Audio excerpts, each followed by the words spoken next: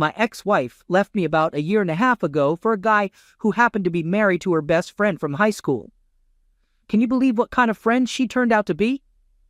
We were married for 20 years, and I always believed we had 2 children together.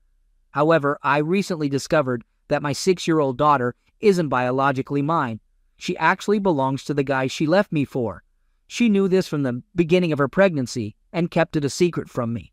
Even though my name is on the birth certificate, I am determined to fight for custody because I have been her father, and that document carries legal weight. She may not share my blood, but she's still my daughter. It's obvious that this affair has been going on for a while.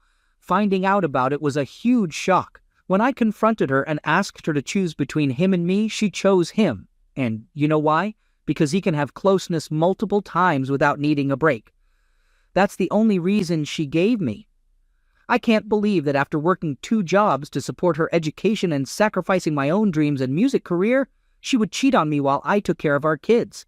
I dedicated my life to our family, but she has always been a cold-hearted woman. Dealing with her bipolar disorder hasn't been easy. Her explosive outbursts and the physical and emotional offense I endured crushed my soul, but I believed she couldn't control it. Turns out that wasn't entirely true. She actually admitted to friends that she would often punch me, just because she felt like it or didn't get her way. My kids had to witness numerous instances where she would physically and verbally offended me. And each time, I chose not to fight back, hating that they had to witness such brutality. Towards the end, she got furious at me for not taking out the trash the moment I got home, and she grabbed me by the neck, squeezing tightly while my son watched in horror. I had to tell her, "Our son will always remember this." That's when she finally let me go. I should have left a long time ago, looking back now. If it weren't for my kids, I probably would have left, but I didn't want them to grow up in a broken home, so I held on to the hope that my wife would return to the person I once loved. But I've come to realize that those days are long gone, and they have been for years. When everything came out in the open, my wife had a conversation with her friend, who happened to be the husband she was having an affair with. She told her friend straight up, "Yes, it's true, and no, I'm not sorry." Then she simply got up and walked away.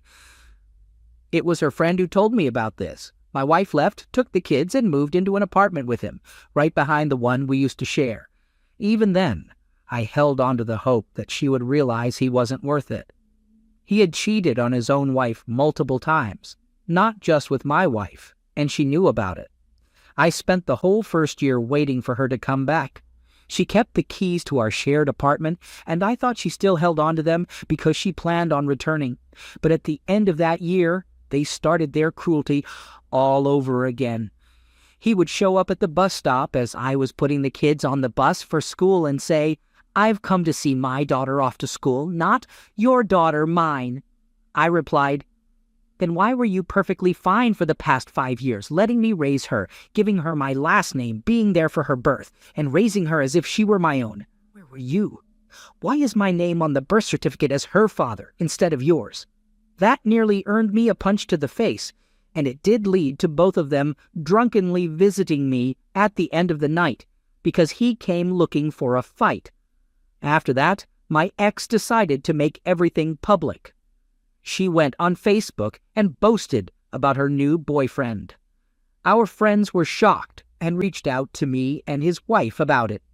I made sure to collect as many screenshots as possible. It seems like she doesn't care about the mess she's created for herself with our upcoming divorce. But then again, why should she? I already caught her with the paternity test. In the end, I became self-destructive. I kept wondering what I could have done differently. Or better, she blamed me for not being there for her.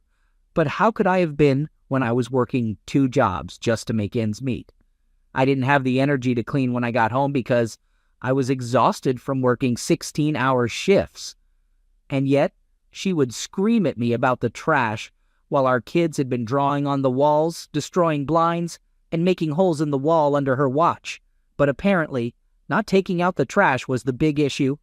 The hardest part was that I desperately wanted my family back, and I started blaming myself for everything. It took me a while to realize the truth of the situation. It all changed when my brother insisted that I join his band. Even though I initially said no, he pushed me to meet the other members and make a decision afterward. That completely shifted my perspective. I still turned down joining the band, but I formed a friendship with them and ended up casually dating a friend introduced to me by the rhythm guitarist. I quickly fell in love with this amazing woman who was 45 years old, and it was such a relief to be in a loving relationship where there weren't constant arguments and offense. During this time, my ex still had the keys to our apartment, and every now and then she would let herself in to drop off things for the kids. The first time she walked in and found my new girlfriend there, it didn't go well. She called me that night, demanding to know who my girlfriend was and why she was in our apartment. I took pleasure in telling my ex that my girlfriend was none of her business. After all, she was the one who moved on and left me to live with someone else. But in the last few months, my ex has been acting really strange, especially when it comes to my new girlfriend. She's even started stalking her. My ex sent my girlfriend a friend request on Facebook and demanded that she accept it. When my girlfriend refused, my ex called me, screaming that I needed to make my girlfriend accept the request because she wanted to see what kind of person my girlfriend was and who our kids were around. My girlfriend took the phone from me and firmly told her that she didn't need to add her as a friend. Any communication regarding the kids could be done through Messenger or phone calls. My ex doesn't and won't have access to our personal life, friends, and family because she isn't part of my girlfriend's personal circle. This didn't sit well with my ex. My girlfriend showed me that she suddenly received a lot of friend requests from people who were friends with my ex. Afterward, my ex started coming into my place every weekend, even when I wasn't there, to snoop around. I was on the phone with my girlfriend, who was staying with me while I was at work, when my ex walked in. My girlfriend asked her if she needed anything, and my ex claimed she wanted to check how much milk I had in the fridge for when the kids came over. My girlfriend assured her that we had it covered, and my ex left. When I arrived home, I demanded the apartment key from her, since she didn't live there anymore. In response, she took my son's keys and made copies for herself. When my lease ended, my girlfriend suggested that I move in with her so we could create distance from my ex. However, my ex did everything she could to make it difficult for us. She called the police and claimed that I was leaving with her belongings. But when asked to specify what belonged to her in my place, she couldn't name anything. Now we have the kids every other weekend, but my children told me they're not allowed to talk about what they did with me because their mom doesn't want to hear it. That rule didn't last long, though. Now she interrogates my kids to get all the information she can. I'm pretty sure it's because she's jealous. We live on the beach, and my girlfriend is well off. When we have the kids, we take a quick walk to the boardwalk to ride rides, let them play on the beach, or visit the aquarium. But if they come home with prizes, my ex throws them away. Lately, there's been a problem with my ex when she drops off the kids. I noticed that she started dressing and looking very similar to my girlfriend. She even dyed and cut her hair to match hers. Whatever activities we do with the kids, my ex tries to do the same thing the following week. If we go to the beach, she takes them to the beach. If we visit the zoo, she takes them to the zoo. And if she finds out what we had for dinner, she insists on making the same meal and asks our kids to compare and tell her who they liked more. Last week, my son asked to live with us because he thinks my ex is crazy. You better believe I'm bringing up all of this in court. Just when I thought things couldn't get any crazier, the other night my ex started sending me explicit photos via text. It was completely unexpected. My girlfriend was right beside me when those messages started popping up, and I immediately reassured her that I didn't ask for them, and that my ex and I don't communicate like that. To prove it, I offered her my phone to go through and see for herself. My girlfriend looked at the pictures and asked for my ex's number so she could send her own explicit back, just to show her how it's done. I called my ex and confronted her about what she was doing. I made it clear that my girlfriend saw the messages and was furious. My ex tried to claim that she meant to send them to someone else. My girlfriend pointed out that my name is at the beginning of the alphabet while her boyfriend's name is at the end, so it didn't add up. She even asked who the new guy was since the photos were supposedly meant for someone else. Frustrated, my ex hung up. I honestly have no idea what kind of game my ex is playing. This whole situation is just insane. I don't live in my old apartment with my wife anymore. I've moved in with my girlfriend because even after I took back the keys from my ex, she managed to get hold of my son's keys and kept breaking in. She doesn't have access to my new place, and my kids don't have keys either to prevent that from happening. So, here's the update. My ex got cheated on by the guy she left me for, and of course, they're back together. Now, not surprising, she's stuck with him since she has no one else to fall back on. Since the last incident, I haven't heard much from her except for a few divorce-related documents and discussions about the kids. I'm grateful for the peace, but I know it won't last long before she gets drunk and sends me another angry rant calling me names. On Halloween, my band was performing at a party organized by a friend. It's a tradition, and my ex used to come with me in the past. Long story short, she wasn't invited to the party, but she showed up anyway with her boyfriend, the same guy she left me for who cheated on her, and my kids. I was furious because it's an adult-only event, and she knew that. I believe she did it to get me kicked out.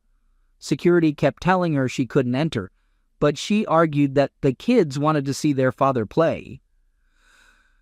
It was a mess, and my friend had to intervene, giving her limited time to stay before threatening to call the police.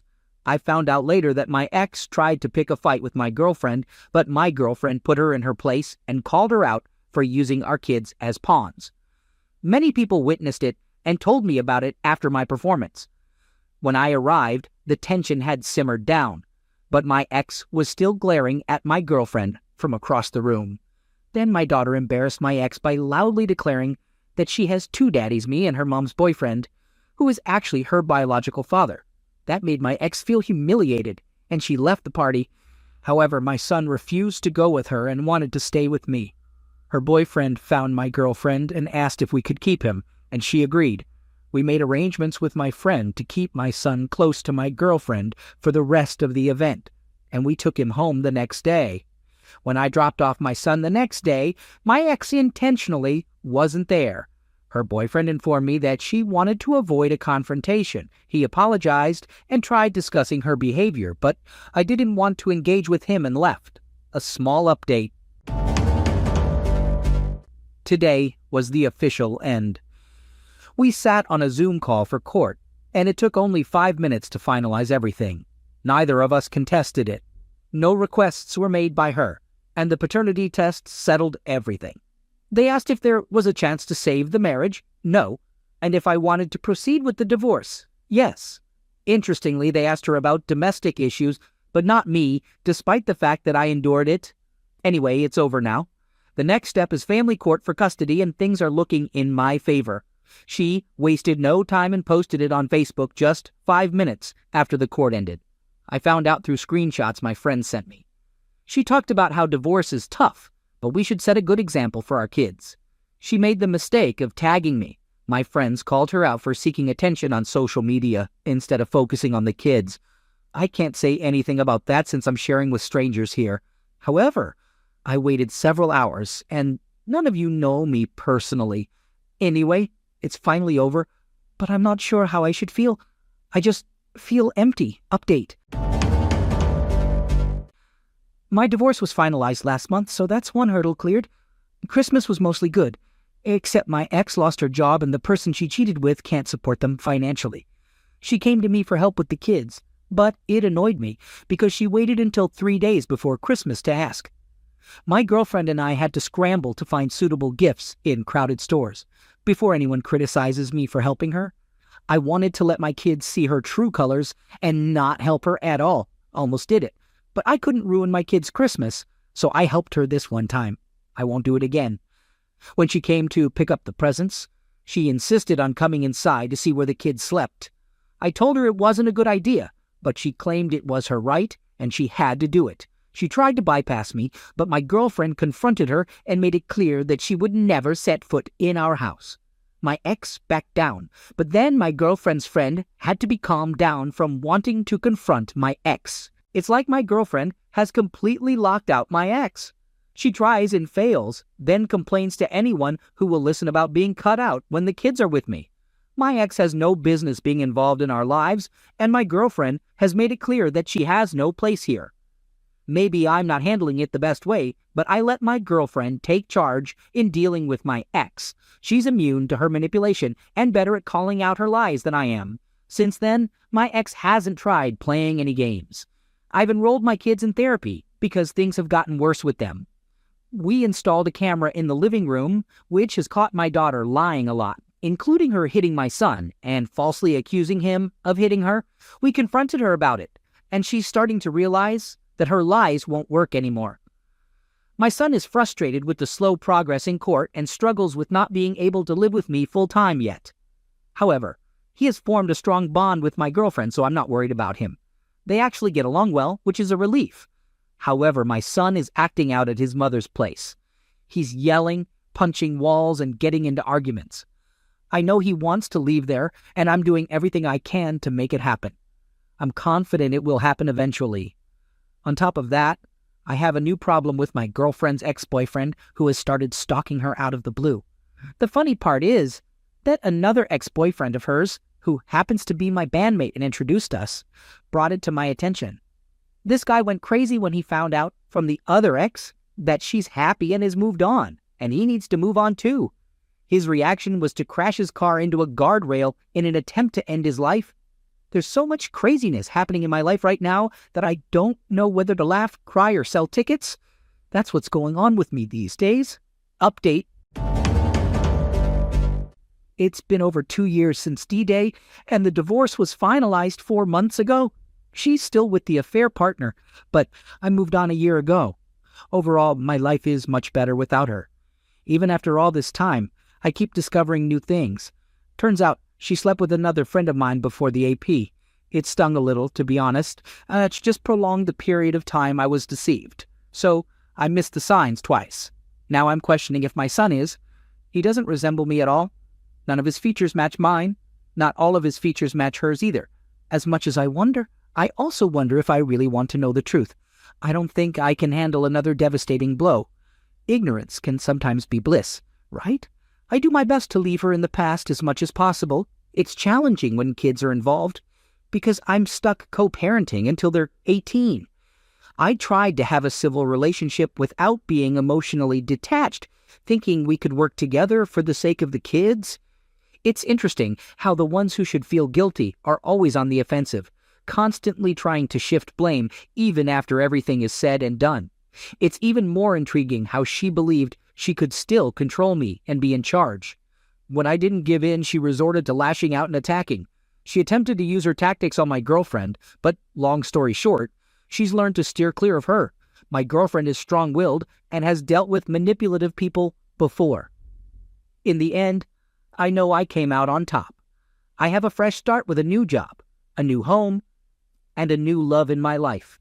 I'm doing much better than my ex, who is facing the consequences of her actions.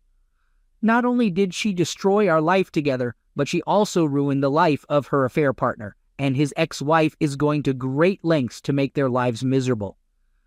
Sadly, this chaotic situation affects my kids as their lives are turned upside down by this terrible show. The AP's wife is a prime example of someone who is filled with fury and seeking revenge.